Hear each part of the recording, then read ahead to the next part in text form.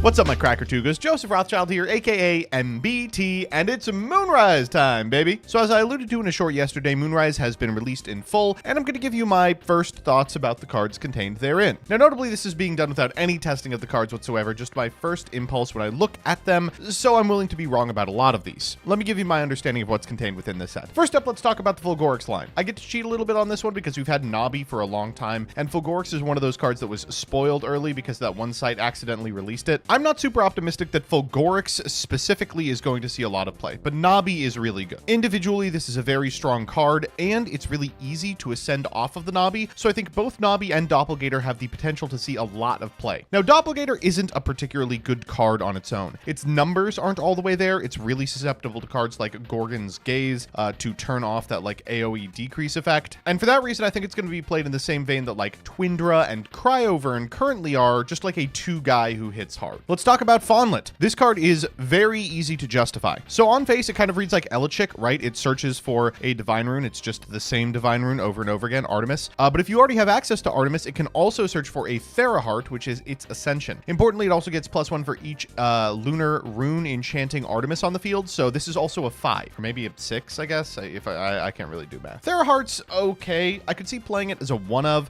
in a deck that's playing like max Artemis, max Dense Fog, probably like Toxia and Night Venom, a sort of suppression control deck that lives and dies off like Necro, lith. This could be good there, but the thing about Theraheart is that its Ascension condition is really telegraphed. Like, your opponent has to just actively play into it, and they're never going to do that unless they have 2 counter runes, like something that matters and then a Gorgon's Gaze to follow it up. I don't really see it happening, to be honest. And for that reason, I don't really love Posthumous, despite the fact that it reads really crazy. Voldusk. Hate the Ascensions on this one. Voldusk specifically looks incredible.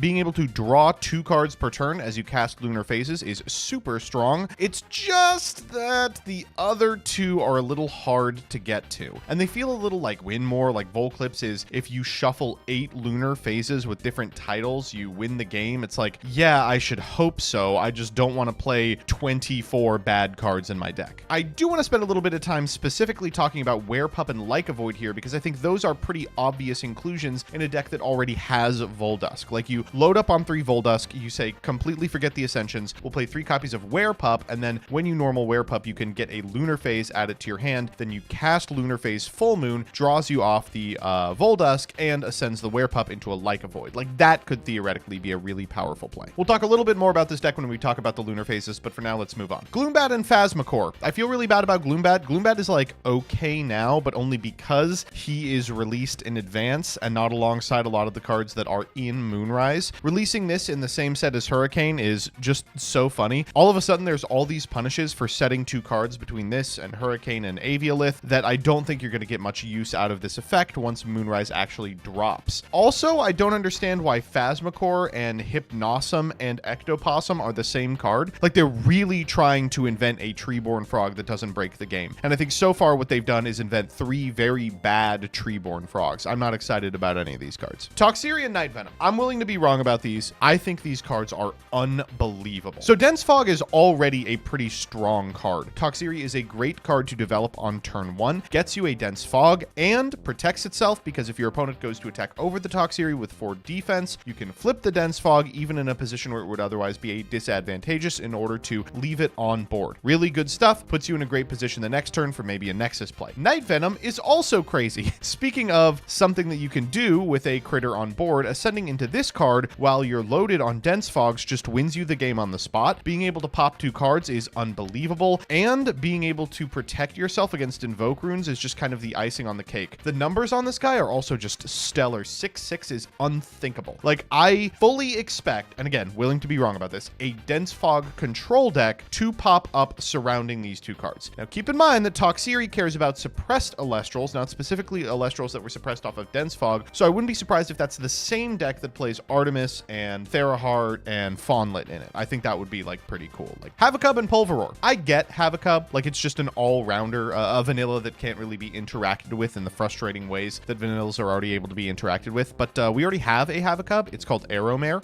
It can't be changed by opponent's card effects. Okay, that's cool, but, like, there's already a lot of Elestrals that just have good attack and good defense, and thereby are almost immune to cards like Tsunami and Eddy getting, like, a sick 2-for-1 off of you. This card is not exciting shocking to me, but Pulveroar is, because it can special ascend if you disenchant a Lunar from your field. And that can be, of course, on another Elestral. It can also be off the field. It can also be off Artemis. A lot of ways to cheat this guy out really quick and do 2 damage. That's 7 stat, also coming in really hot. 6 is becoming a bigger and bigger number in terms of both attack and defense stats, and this gets over almost everything. Love this card. Don't love its pre-ascension. Corvuscull. Misread this for the short. Yeah, it can't target a spirit. That's a big nerf. I still think it's better than Corvusshine, and Corvusshine is a card that I don't feel terrible playing. That said, I don't think it's really competitive with Astrabit at this juncture. Bandaloon and Porcuraith are not good. I think that, like, Bandaloon looks like it might be good in theory, but I think in practice, you're not going to want to spend like 6 on a Gorgon's Gaze that could have been chained to the Bandaloon if your opponent thought it would be consequential anyway. Porcuraith's just bad on face. Comalis seems really good. Admittedly, I'm not super familiar with its search pool, but if Exaltus shows us anything, just being able to search some guys is pretty crazy, and this has better stats than Exaltus. I love it a lot, and also plays really nicely with some of the cards that appreciate when a Nexus occurs. This is one of the only ways I think full Gorics will be even remotely playable. Cryptoris is a card that I will really have to think about. Like, there's a couple of cards within this set that care about foretelling after you have kind of set the top of your deck, and Cryptoris is one of them, but I think the things that Cryptoris is getting aren't going to be super important or impactful. Like, the best scenario I can think of here is like you Taurus into Pulveroar and you just get out Pulveroar, which is fine, but not super great. Necrolith looks really good. I can't stress this enough. Any card that even remotely looks like Necrotal is probably going to be playable in some capacity. I think this 2 suppressed cards thing is way easier to achieve than a lot of people think they are.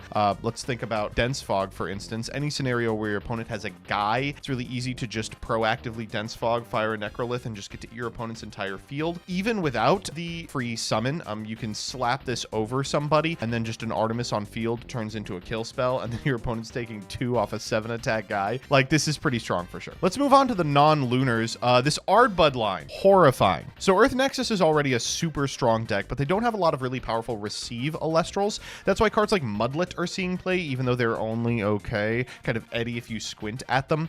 This is an unbelievable receive Elestral. Allows you to disenchant an Earth in order to special send into Venom, and when it receives an Earth, you can search your deck for a 1-spirit Insectoid Elestral and add it to your hand. Notably, a card that's already seeing play in Earth Nexus is Viscerus, which happens to be an Insectoid Elestral. Let me just paint you a picture here. You cast the Arbud, you search a Viscerus on cast, then on your opponent's turn, you alter to protect the Arbud, search another Viscerus, or anything really. There are a ton of other options you can search for within this typing. Then on your turn, you can disenchant the Earth, keeping the Arbud on field, and then specialing into Venom. Venom is really something. On cast, it also searches for an Insectoid, which is hilarious. You can target and destroy an Insectoid to special send it to the Titan. Now, I think what you're expected to do is destroy one of yours, but the fact that Insectoids are really playable, if Nobby starts seeing play, also an Insectoid, you can really easily cast this guy, pop an opponent's card, and go harder again, which will lead you to Titan, which can put to work the Insectoids you have added to your hand by targeting and destroying cards as you discard them twice per turn. This line's horrifying. I think it's really, really strong. It also resists a interesting type of interaction, and Titan is unaffected by opponents' Elestral effects while there's an Insectoid on field. So, like, it has like Boom Bat negation. It's really, really scary because as Earthquake and Laurels have been fewer and farther between, it's horrifying looking at a card that like is mostly impacted by those two. Cedar Soar is a really funny card for Morolith. There's a number of really funny cards for Morolith. They're trying to get you to play this like Tearlament style Mill Your Monsters deck. The problem with Morolith though is that that deck is super threat dense already and just costs a lot. Like, its issue is like it can't really recoup the loss on a lot of its plays, and like another 2-drop with terrible stats admittedly is not going to change the math on that. Don't like Cactebril or Cactabroom. Don't love the Cinder line either. Don't love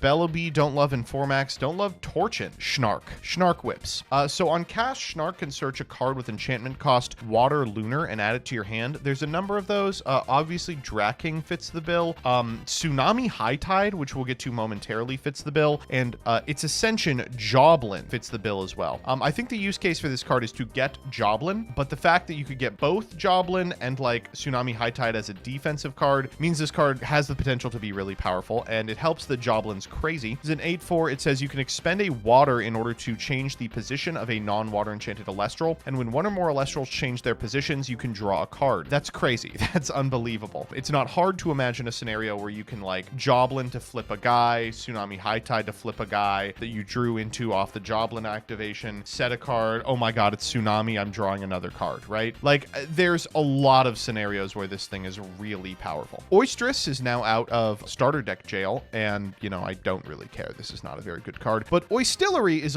probably worth talking about. After Lockagon, I think they realized if they expect you to hard ascend into a 2-drop in water, they can just print anything on it. And this one is you can discard a water card in order to target and destroy a card, which is like crazy. There's a special ascension condition as well if you disenchant a water from your field. I think this card probably will occupy the same space as Lockagon. It'll be like a win condition in a water nexus deck that's only okay. Starbit and Starbit Supernova are fun, but I don't think they're very good. The Thunder guys. Hope Electrify is not playable. I don't think that Thunder can take a turn to do this effect, but if it can, it is going to be really annoying because, boy, One Spirit Thunder Elestrals really are the best thing in the game. Electronite is a horrifying card, and notably, there's a lot of positions in Thunder Nexus where you're sitting on a guy for a turn. So I could see a scenario where like Electronite pops off and casts Electrify, and then you Electrify Search Rabbit and you draw a card. Like, that seems crazy. You can also play like a Quackle to recoup the losses. But the real incredible stuff for Thunder, I think, is these next two guys, Titanostrike and Magnaros. So Titanostrike says when a player casts Thunderstorm, you can expend a Thunder in order to target an Elestral. This is a card I think is really strong. Thunder is kind of missing one additional guy. They're currently playing like Astrabbit and Elichick and Jolton. And like in the remaining slot, people are playing Toxions and they're playing Quackles at present. I think that people would be very happy to jettison some number of those cards. And doing so for Titanostrike is interesting because then you play Thunderstorm as well. See, the thing with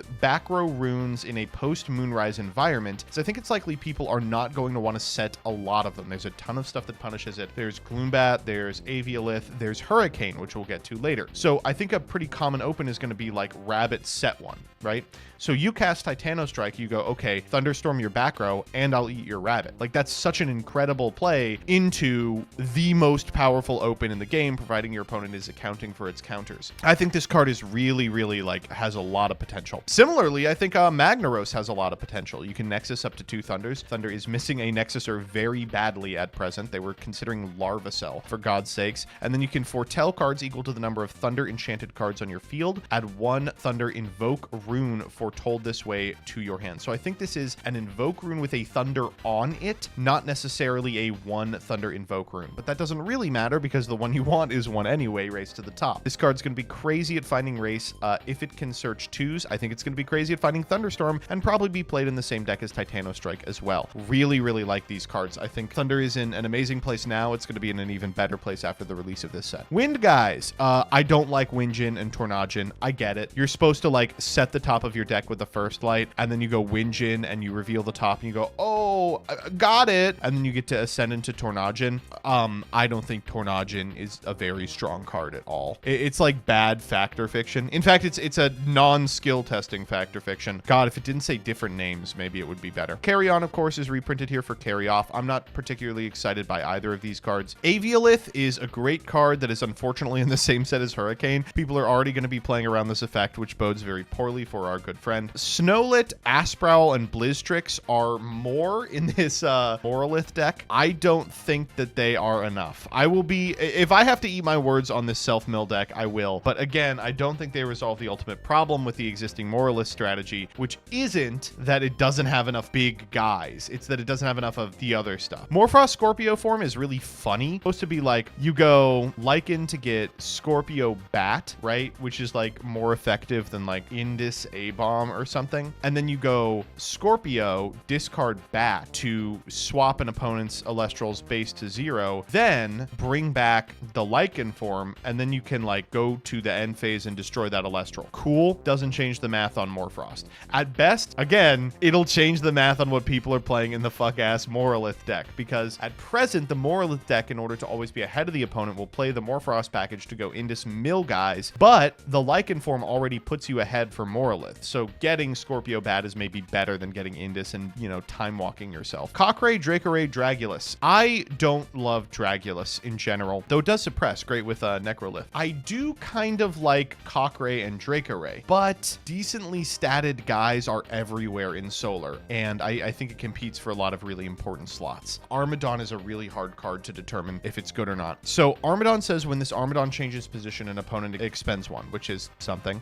This is like the defensive guy that Solar would want in order to threaten Lust Dragon every single turn. And he is pretty damn good at defending, and the only way you can get rid of this guy is to switch him to attack through the myriad of ways you can do that, which will get you a nice little spirit differential as your opponent is forced to expend as a result. In fact, it's not hard to think of a scenario where like you cast Armadon in defense, your opponent goes Eddie, target Armadon, they take one, you go, okay, I'll go Tsunami, move my Armadon, take another, and then he lives for another turn as well, and you can just wallop him with a big ass Lustragon or something. I will be interested in hearing what Trish has to say about this because I think he's the only person who understands Solar. Same with Gardon here. Luxomare and Aosdale, they're supposed to be played with Cunning Offer, a card a little later. It's so unbelievably gimmicky, I think it's almost not even worth talking about. Artemis. Artemis is a crazy divine rune. Oh my god.